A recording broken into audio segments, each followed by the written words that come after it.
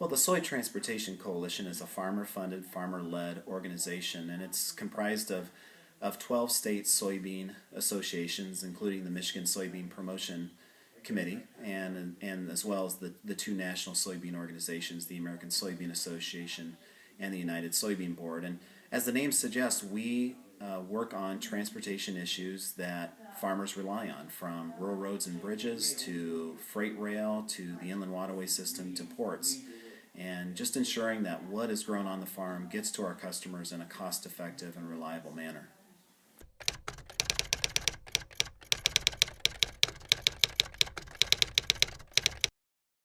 One of the things that we really want to help encourage is any kind of innovation that will allow county engineers and state DOTs to more effectively manage their bridge inventory. And farmers rely on rural bridges to get their product to market. If they can't do it, then their profitability is going to be impacted. And so the Soy Transportation Coalition has set out to encourage the greater utilization of what's called structural health monitoring or load testing bridges, and making it more of an objective technology-based process and less of a subjective visual inspection kind of process. And what that will result in is better decisions being made so that bridges are less likely to be unnecessarily load posted. It will ensure that taxpayer dollars, which remain quite scarce, will be steered toward those bridges that are truly in most dire condition.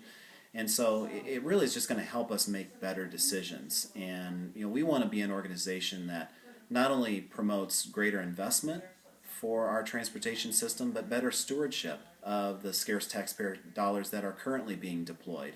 And so this project really aspires to do that.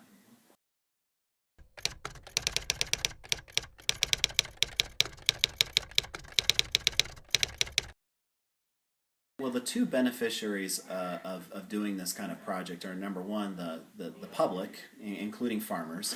So all of a sudden a sizable detour can be eliminated, and it can cost easily $1.50 to $2 a mile to operate a semi.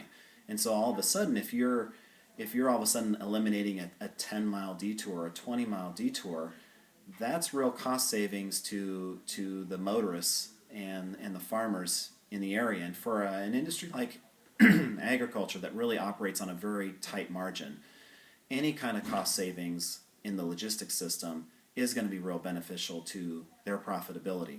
So the public is one of the main beneficiaries, but then number two is the counties themselves who actually own the bridges.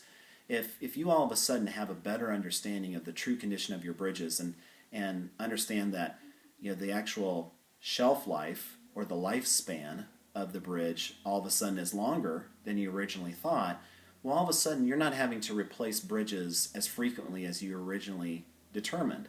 And so that means all of a sudden you're escrowing or setting apart less money on an annual basis than you originally thought you had to.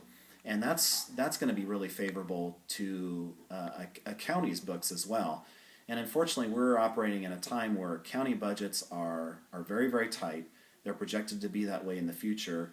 We don't see a time in the future where there's just going to be this windfall of money for counties to invest in their infrastructure. So any opportunity to realize savings, to practice better stewardship, to make sure that we get more bang for our buck for our taxpayer dollars, that's a real favorable development and an opportunity that we should embrace.